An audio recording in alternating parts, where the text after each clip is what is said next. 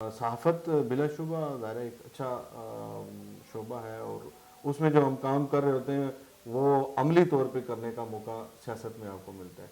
تو میرے خیال میں اس میں کوئی حرج نہیں ہے کہ کوئی صحافی ساتھ سیاست کرے، اس میں کوئی مسئلہ.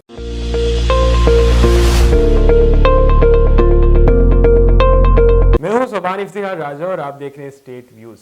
بلدیاتی انتخابات 2022 کے حوالے سے ایک نئے قسط میں آپ کو خوش آمدید. آج میرے ساتھ موجود ہیں راجہ طاہر گلزار صاحب، بلدیاتی انتخابات کے امیدوار ہیں. ان سے گفتگو کریں گے اور یہ جاننے کی کوشش کریں گے ان کا کیا منشور ہے، کیوں کر ان کے علاقے کے لوگ انہیں ووٹ دیں، اور مستقبل میں اپنے علاقے کے لیے، اپنے لوگوں کے لیے کیا کرنا جا رہے ہیں. السلام علیکم بھائی صاحب. وعلیکم السلام. کیسے ہیں آپ؟ جی الحمدللہ، تھینک یو سبحان. سر سب سے پہلے تو یہ بتائیے، ایک بڑی ہی جو ہیں وہ مختلف خبریں آ رہی ہیں. کبھی پتہ چلتا ہے بلدیاتی انتخابات ہو رہے ہیں، نہیں ہو رہے. کیا واقعتاً ہو رہے ہیں بلدیاتی انتخابات یا پوسٹ پون ہونے جا رہے ہیں؟ ایک تو یہ ہے کہ ہم پورا امید ہیں، چونکہ آج سے 32 سال قبل جب الیکشن ملتوی ہوئے تھے تو الیکشن سے 2 دن قبل ملتوی ہوئے تھے، تو اس پہ انتظار تو نہیں ہے. الحمدللہ کوشش ہے کہ انشاءاللہ الیکشن ہونے بھی چاہیے، اور اس کے لیے ہم نے بڑے عرصہ فائٹ کی ہے کہ بلدیاتی الیکشن ہونے چاہیے. تو ان سینس کہ اگر نہیں ہوتے، ظاہر ہے وفاق کی حالات کو آپ کو علم ہے، دیگر مسائل بھی ہیں سیکیورٹی کو لے کر، تو اگر نہیں ہوتے تو کیا لائے عمل ہوگا بطور ایک بلدیاتی امیدوار؟ ایکچولی اگر آپ یہ کہیں نا کہ اس میں اگر سوچ ہو کہ الیکشن کروانے ہیں تو یہ کوئی میٹر نہیں ہے کہ کوئی ایشوز، یہ سارے ایسے ایشوز ہیں جو حل ہو سکتے ہیں. اور کسی سطح پہ بھی اگر ان بلدیاتی الیکشن کے خلاف کوئی سازش ہوتی ہے تو ہم بالکل بھرپور ایجیٹیشن کریں گے، اور اس سے قبل بھی کی ہے اور آئندہ بھی اس کے لیے کریں گے کہ یہ بلدیاتی الیکشن پولیٹیکل ورکر کا حق ہے اور یہ الیکشن ہونے چاہیے.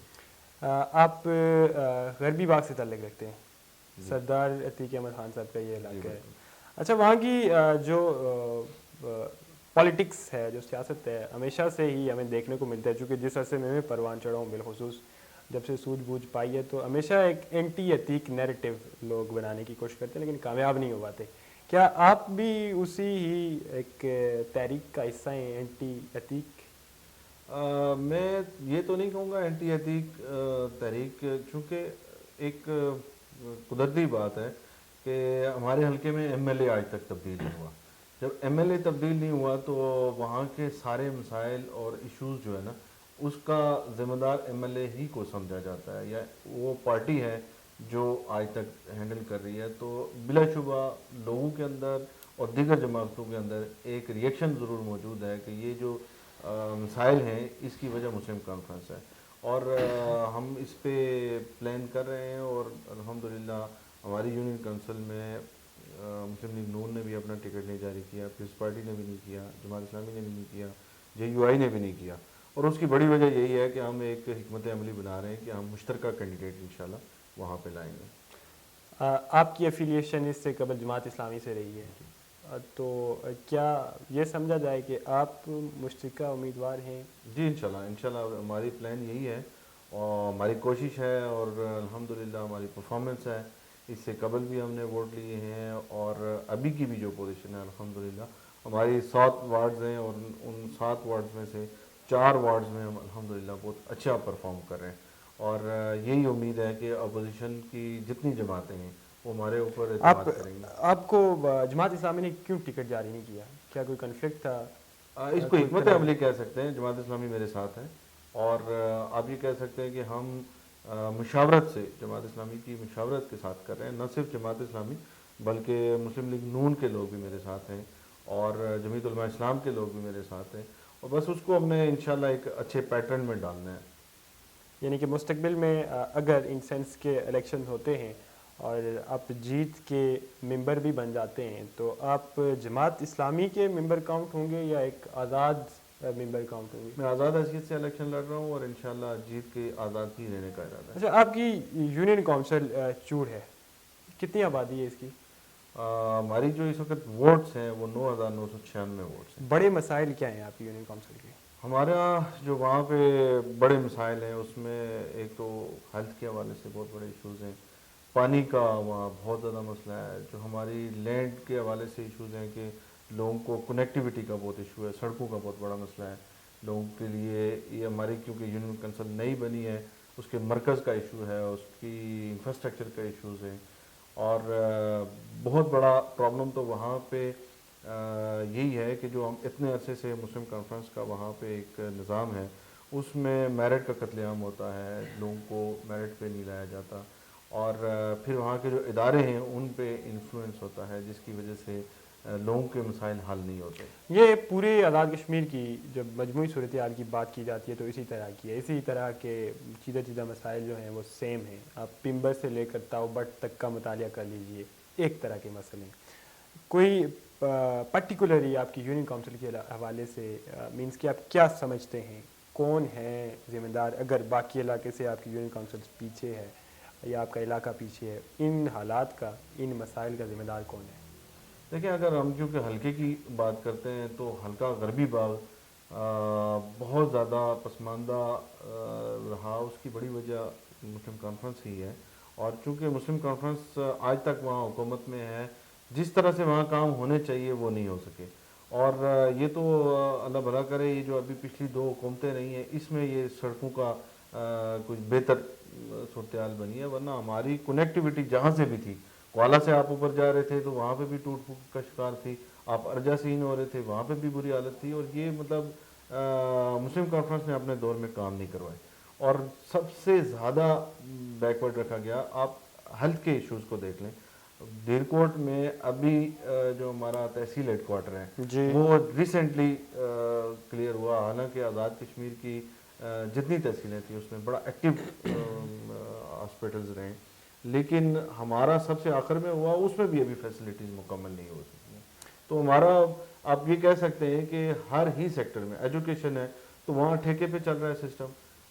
عجیب صورتحال یہ ہے کہ جیسے وزیر اعظم عتیق صاحب جب وزیر اعظم تھے اس دور میں ایک میرٹ کا قتل عام تھا, اور میں نے اپنی آنکھوں سے دیکھا ہے کہ ایسے نوجوان جو پڑھے لکھے نوجوان تھے وہ کسی ان پڑھ فرد کے پیچھے لگا دیے گئے, اور ان کو پیسے لے کر وہاں پہ تقرریاں ہوتی تھیں, تبادلے ہوتے تھے, اور اس وقت بھی ہم اسی چیز کو ریپیٹ ہوتا ہوا دیکھ رہے ہیں. گزشتہ 2 ادوار کے مقابلے میں اس پچھلے 1 سال میں دوبارہ سے وہ سسٹم دوبارہ شروع ہوا. درمیان میں جو NTS آیا اس کی وجہ سے بہت سارے لوگوں کو موقع ملا, لیکن ابھی 1 سال سے دوبارہ سے وہ چیزیں معطل کر کے میرٹ کا قتل عام کیا جا رہا ہے, اور وہاں لوگوں کو اپنی رشتہ داریاں, تعلق اور پیسے کی بنیاد پہ لوگوں کو اپوائنٹ کیا جا رہا ہے. اور بالخصوص ایجوکیشن ہے, دوسرے بھی سیکٹرز میں سب سے مسائل ہیں, لیکن ایجوکیشن پرٹیکولرلی بہت بڑا پرابلم ہے. وہاں پہ ایسے مثالیں میں آپ کو دے سکتا ہوں کہ جہاں پہ میٹرک 3rd ڈویژن لیکچرر ہے اور وہاں پہ BEd کے بغیر لوگ بھرتی ہو گئے, اور کئی جگہ ایسی ہیں کہ جہاں پر ایسے لوگوں کو وہاں ٹیچر کے طور پہ اپوائنٹ کر دیا گیا کہ جو کسی میرٹ پہ بھی نہیں آتے تھے. لیکن یہ ہمارا بدقسمتی ہے کہ وہاں پہ سردار عتیق احمد خان صاحب نے جو آگے اس کام کے لیے لوگ رکھے ہوئے ہیں, اور بالخصوص کیونکہ میری یونین کونسل سے ہی ان کا تعلق ہے, اور وہ ہماری آنے والی نسلوں کے لیے انتہائی خطرناک ہے. ہم ایسے معاشرے میں جی رہے ہیں کہ جہاں پہ ان کو اس بات کا احساس نہیں ہے کہ ایجوکیٹ کرے گا, ایک اچھا استاد ہوگا تو وہ اگلی پوری نسل کو تیار کرے گا.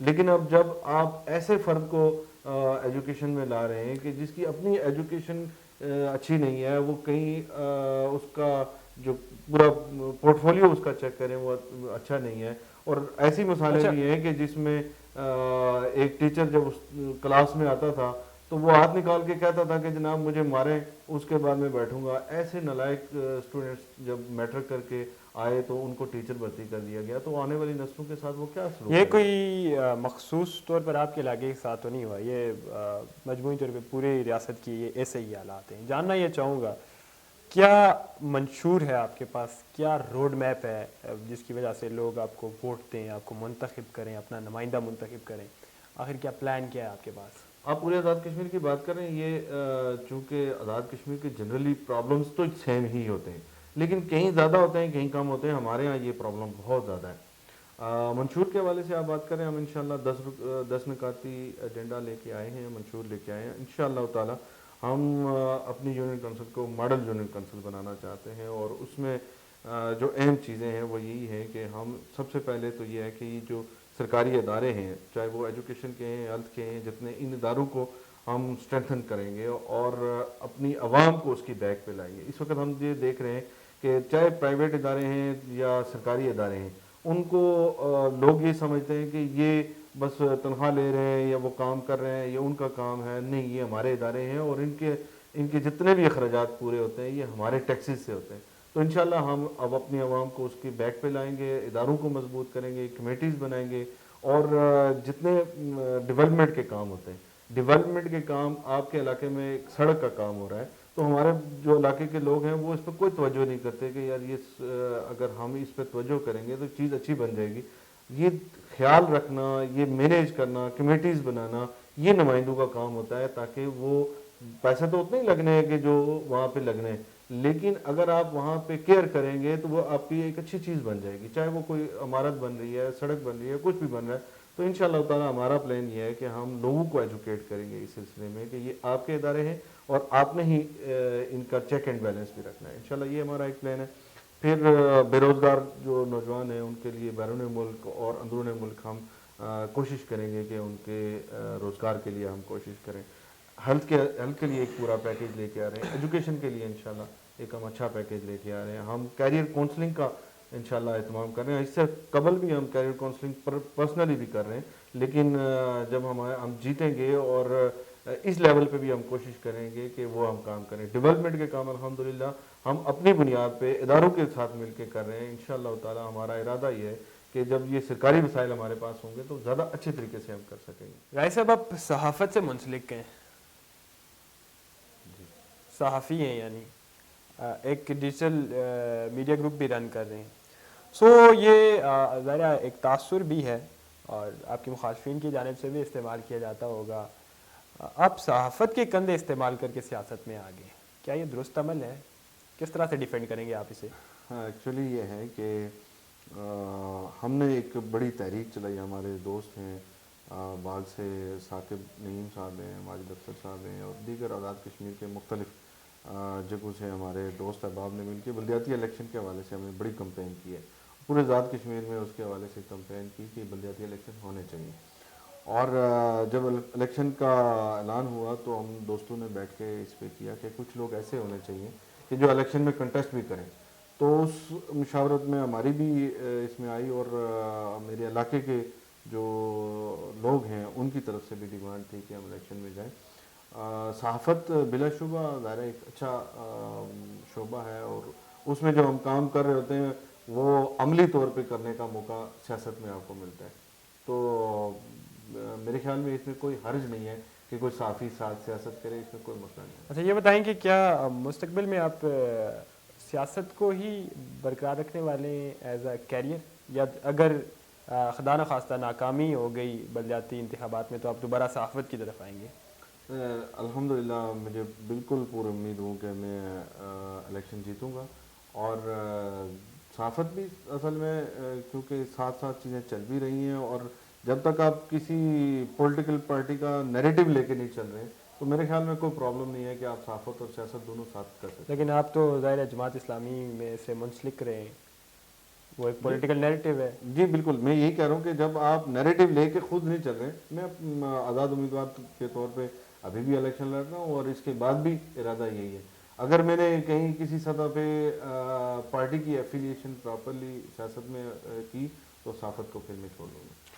اچھا ایک ٹرم استعمال ہوتی ہے, میں بلکہ یہاں پر آپ کی نشست پہ بیٹھنے والے ہر ایک شخص سے یہ پوچھتا ہوں, ٹھیکیداری نظام یا ٹھیکیدار, ایک ٹپیکل اس کی خصوصیات بھی بیان کی جاتی ہیں کہ ہاتھ میں سوٹی اٹھائی ہوئی ہے, ٹھیک ہے, اور واسکٹ زیب تن کر کے پورے علاقے پہ اس کا بڑا اثر سو ہے, تھانے کچہری کے سارے معاملات وہی دیکھتا ہے. اب جس چیز پہ میرا سوال ہے وہ یہ ہے کہ یہ جو بلدیاتی انتخابات ہو رہے ہیں, چونکہ یہ جو ٹھیکیدار والی کاسٹ ہے یا جو ایک طبقہ ہے, یہ پچھلے آج سے 30-31 سال پہلے بلدیاتی انتخابات کی پیداوار ہے.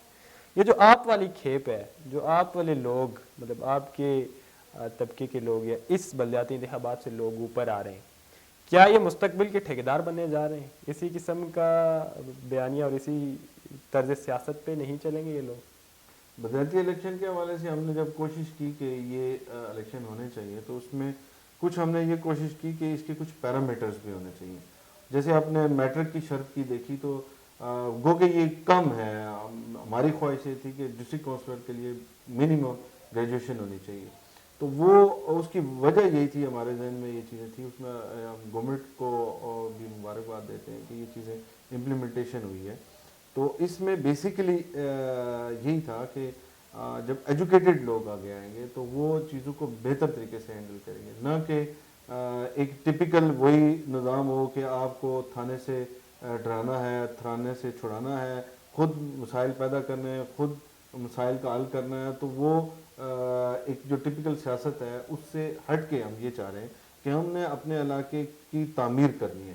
ہم نے جو نوجوان ہیں, آنے والی نسل ہے, اس کو ایجوکیٹ بھی کرنا ہے اور آگے بڑھنے کی رائے بھی دینی ہے کہ یہ اسی سسٹم کے اندر ہم گھومتے پھرتے نہ رہیں, مسائل کا شکار نہ رہیں, بلکہ ہم نے اس قوم کو بلڈ کرنا ہے. ابھی تو ہم کوشش کر رہے ہیں کہ ایک یونین کونسل میں الیکشن لڑ رہا ہوں, اسی طرح کے بہت سارے دوست ہیں جو مختلف جگہوں پہ الیکشن لڑ رہے ہیں. اور ہماری یہ کوشش ہے کہ یہ پڑھے لکھے لوگ جب آگے آئیں گے تو انشاءاللہ ہماری سیاست بدلے. لیکن آج آپ کی جو حلقہ جاتی سیاست ہے یا جنرل الیکشن کی سیاست ہے یا جو مین سٹریم سیاست ہے آزاد کشمیر کی, اس میں بھی جب امیدوار ووٹ لینے آتے ہیں, ووٹ مانگنے آتے ہیں, تو وہ عوام سے ایسے ہی وعدے کر کے جاتے ہیں. ہم آپ کی ایجوکیشن کی ضمانت دیتے ہیں, ہم آپ کے پانی کی ضمانت دیتے ہیں, ہم جبکہ آج دنیا کہاں پہنچ چکی ہے, پھر بھی اس قسم کے وعدے ہو رہے ہیں. ہم آپ کی سڑک کے ضمانت دیتے ہیں. پڑھے لکھے وہ بھی ہوتے ہیں, بہت سارے آج کل آپ کی اسمبلی میں لوگ بیٹھے ہوئے ہیں, باہر سے بھی پڑھ کے آئے ہوئے ہیں, لیکن ان کے وعدے وہیں رہتے ہیں. وہ محض جو جدوجہد کرتے ہیں ذات کے لیے کرتے ہیں, اپنے ذاتی مفادات کے لیے کرتے ہیں. آپ والے اس پورے سیٹ اپ میں جو آپ کے ساتھ لوگ آ رہے ہیں یا اس بلدیاتی انتخابات میں جو لیڈرشپ اوپر اٹھ کے آئے گی, کیا وہ اس قسم کا طرز عمل نہیں اپنائے گی؟ میں سب کے لیے تو نہیں کہوں گا, ہم کیونکہ ایجوکیٹ کرنے پہ کا قائل ہوں میں, اور اس میں ہم کوشش کرتے ہیں کہ چیزوں میں بہتری آئے. میں جہاں پہ ووٹ مانگنے جاتا ہوں, الیکشن کا کمپین کر رہا ہوں, تو وہاں ساتھ میں یہ ضرور میں کہتا ہوں کہ یہ جو گورنمنٹ ہے یا کوئی نمائندہ آپ کو کوئی چیز دیتا ہے تو اس کو کبھی بھی احسان مت سمجھیں. ہمارے یہاں ہوا بدقسمتی سے یہی ہے کہ ہمارے لوگوں کو ایک ٹرانسفارمر دیا جاتا ہے اور شرط یہ رکھی جاتی ہے کہ اتنے لوگ اگر ووٹ دیں گے تو ٹرانسفارمر ملے گا, روڈ اس صورت میں ملے گی کہ آپ ووٹ دیں گے. حالانکہ میں یہ ایجوکیٹ کرنے کی یہی کوشش کرتا ہوں کہ یہ جو بنیادی ضروریات ہیں ایک انسان کی, یہ دینا حکومت کا فرض ہے. اور اس میں آپ کو مفت ایجوکیشن دینا, آپ کی صحت کی ذمہ داری حکومت نے لینی ہے, اور آپ کے گھر تک سڑک پہنچنا, بجلی پہنچنا, پانی پہنچنا, یہ ایک گورنمنٹ کی ذمہ داری ہوتی ہے. لیکن ہمارے ہاں لوگوں کو اتنا ترسا کے چیز دی جاتی ہے کہ وہ اس کے بعد احسان لگنا شروع ہو جاتی ہے. میں عموماً مثال یہ دیتا ہوں کہ جیسے آپ اے ٹی ایم کے سامنے اپنا کارڈ ڈال کے پیسے نکالتے ہیں اور پھر اس کو سلوٹ کریں کہ جناب بہت شکریہ آپ کا, تو یہ مثال ہمارے یہاں دی جا رہی ہے کہ کیا عملاً یہی کی جا رہی ہے کہ بھئی یہ پیسے بھی آپ کے ہیں, ٹیکسز بھی آپ کے ہیں, اور پھر آپ سلوٹ بھی ان کو کرتے ہیں. اوریجنلی بات یہ ہے کہ یہ بنیادی ضرورت اگر ہمارے لوگ اس بات پہ آ جائیں, ایجوکیٹ ہو جائیں کہ بھئی یہ جو جتنا کچھ ہے یہ ہمارے ٹیکسز کی وجہ سے ہی ہے, تو میرے خیال میں پھر اس سے بڑھ کر آگے چیزیں ہوں گی. کبھی بھی بلیک میلنگ اور ان چیزوں سے ہماری سیاست نہیں نکل سکتی جب تک لوگ ایجوکیٹ نہیں ہوں گے. آپ نے بلیک میلنگ کی بات کی تو یہ انتخابی سیاست کو لے کر ایک پولرائزیشن بہت بڑھ گئی ہے معاشرے میں. اب جو یہ مطلب ٹکٹ والا معاملہ ہی دیکھ لیں, اب لوگ ایک دوسرے پہ ایون کے جو ہے گیرہ بانو تک ہاتھ لے جاتے ہیں سیاست کو لے کر. اسے آپ کس طرح سے دیکھتے ہیں؟ نوجوان بھی ہیں, آپ ظاہر سیاست میں بھی حصہ لے رہے ہیں, اس سارے عمل کو کس طرح دیکھتے ہیں؟ یہ جو پولرائزیشن بڑھ رہی ہے, لوگوں میں جو ایک برداشت کی قوت ہے وہ ختم ہو رہی ہے سیاست کو لے کر, اسے آپ بطور ایک سیاسی کارکن, ایک نمائندے کی حیثیت سے کس طرح سے دیکھتے ہیں؟ دیکھیں جمہوریت جو ہے نا, اس میں اس کو اگر آپ پڑھیں, اس کا تھیم کا مطالعہ کریں تو اس میں کنٹینیوٹی بہت میٹر کرتی ہے. یہ 32 سال کے بعد الیکشن ہو رہے ہیں, اس کے واقعی کچھ ایسی چیزیں سامنے آ رہی ہیں کہ جو واقعی ہمیں محسوس ہوتا ہے کہ یہ مسائل ہیں. حالانکہ اگر یہ کنٹینیو چل رہی ہوں گی تو یہ اس کی جو خرابیاں ہیں وہ نکل جائیں گی, اور جو اس کی اچھائیاں ہیں وہ آپ کو نکھر کے سامنے آتی ہیں. جیسے ہمارے پاکستان میں, کشمیر میں جنرل الیکشنز ہوتے ہیں, اس میں بہت ساری چیزیں بہتری آئی ہے. لیکن ابھی بھی اس میں بہت سارے مسائل ہیں. آپ کو پیسے کی انوالومنٹ بہت زیادہ ہے. آپ کو کشمیر کے اگر الیکشن دیکھیں تو پاکستان کی طرف سے انفلوئنس بہت زیادہ ہے.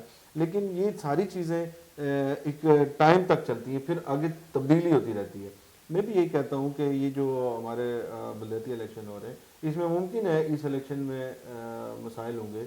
جب یہ کنٹینیو چلیں گے 5 سال کے بعد دوبارہ ہوں گے, اس میں کچھ مسائل کم ہوں گے, پھر ہوں گے اس میں اور مسائل کم ہوں گے. انشاءاللہ ایسے ہی اس کو کنٹینیو رہنا چاہیے, اس کی خرابیاں نکلتی جائیں گی.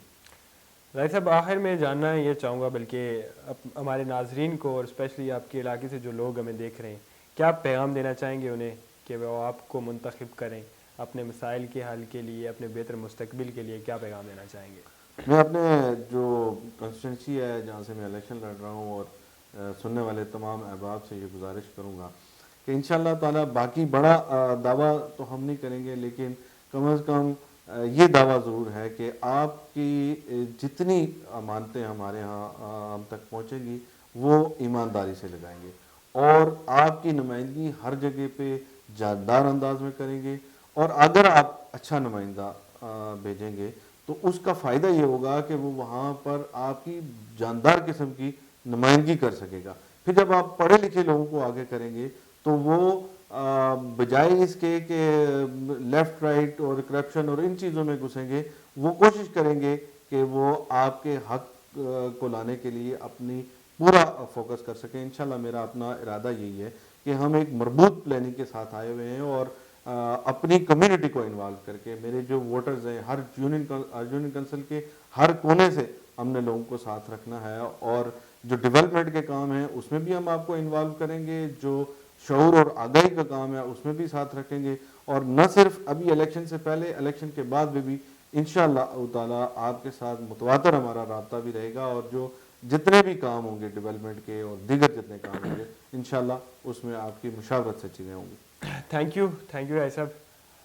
ناظرین آپ نے آج کی ہماری یہ گفتگو سنی, اور یہ اب آپ پہ منحصر ہے کہ آپ اس سے کس حد تک مطمئن ہیں, اسپیشلی جو محترم کی کنسٹیٹوئنسی سے لوگ دیکھ رہے ہیں ہمیں.